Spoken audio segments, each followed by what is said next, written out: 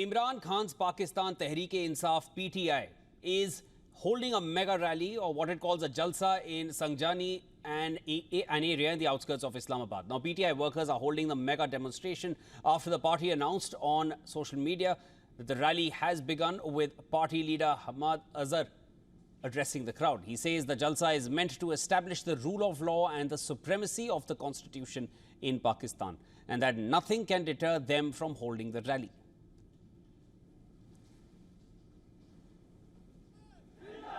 Well, what you see behind me are charged crowds, and I mean the numbers are there. If a camera person can also pan and show, this is a mammoth of a crowd that the PTI has now managed to gather, and the numbers just seem to get bigger and bigger.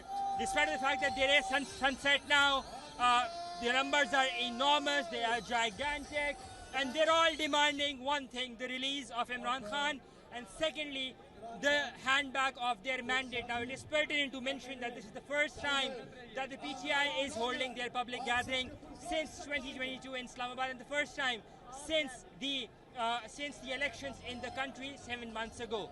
Now, what remains to be seen is that what will be the core of these demands, the crux of these demands, when Barrister Gohar gets to address the gathering over here. Now, there is immense significance of this rally for former Prime Minister Imran Khan, who just marked 1 year in jail. The party aims to gain support for the release of Imran Khan, who has been imprisoned since last August. He's facing multiple charges, from corruption to inciting violence. The PTI is attempting a major show of strength by uniting members of the National Assembly, members of Parliament, as well as all ticket holders from nearby constituencies.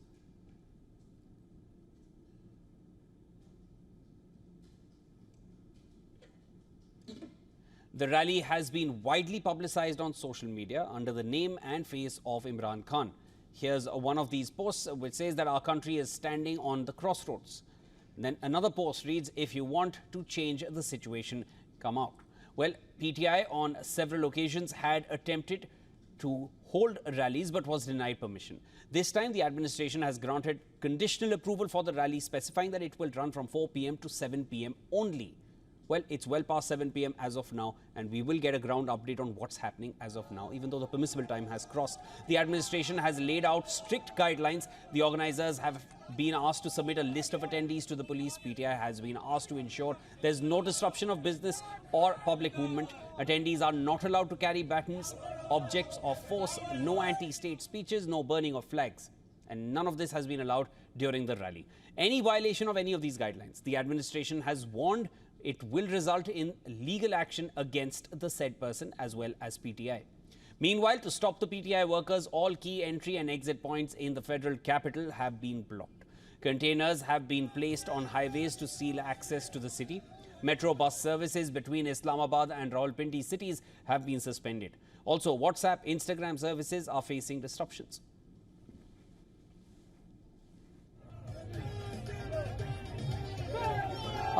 Bureau Chief Anas Malik joins us live from Islamabad. Now, Anas, the tension among the security officials is palpable, given how containers have been set up even along the permissible rally route. And this is something you pointed out in our last interaction, which was just a short while back. As of now, it's been 2 hours since we spoke last. What's the ground situation, and how much more has the turnout increased?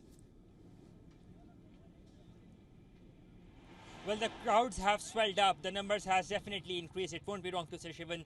The numbers have, the PTI has managed to pull up quite a show on the ground. Remember, this is their first public gathering in Islamabad since May 2022, and the first since this government came into power, which completes seven months, coincides with 7 months of the elections being held in the country. That was on the 8th of February. Now, the roads behind me were blocked a short while back, but what you see is that the containers, that there's a crane up there, and the containers are now being moved. It's way beyond the deadline that was set.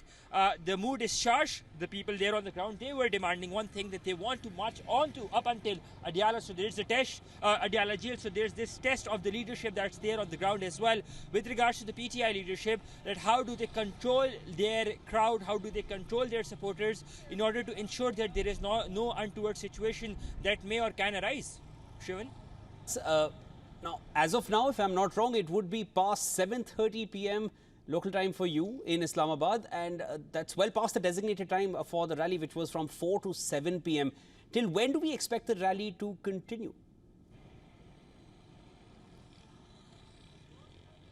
Well, it will take another hour at least by what the situation is on the ground. I've been there. We've been ferrying back and forth because this is where we're standing. This is the closest where we can get network.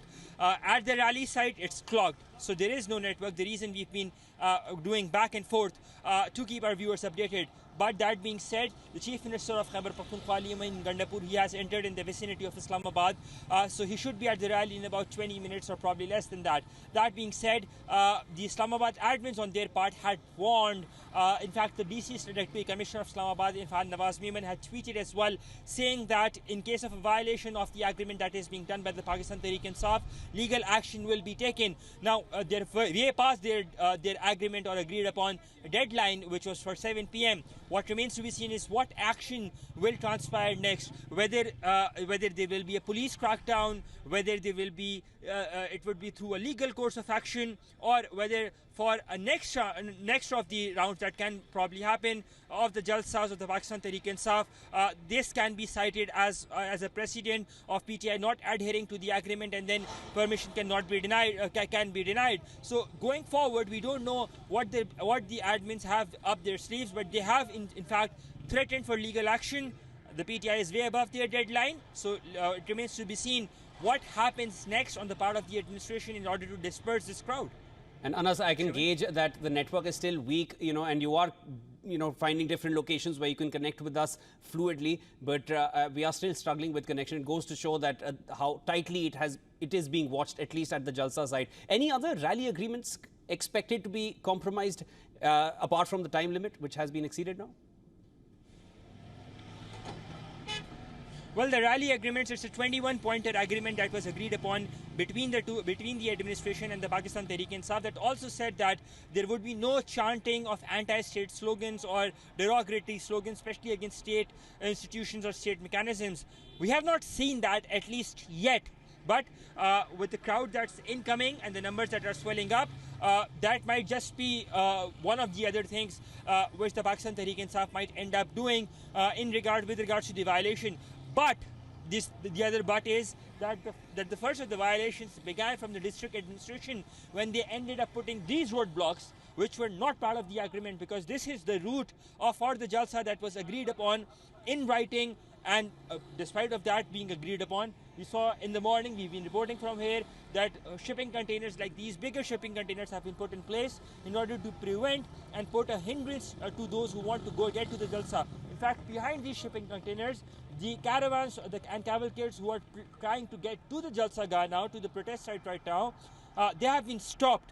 They have been stopped by the district administration, saying that they are way past beyond their stipulated time. Therefore, they will not be allowed to go forward. But as I said, the numbers have swelled up, and then from the Khyber Pakhtunkhwa side, which opens to the Jalsa Gah, to the protest side, the motorway is right landing there. So it gives an easy access to the cavalcades coming in from Khyber Pakhtunkhwa, and the numbers are easily expected to go double or maybe triple as well to what it is right now.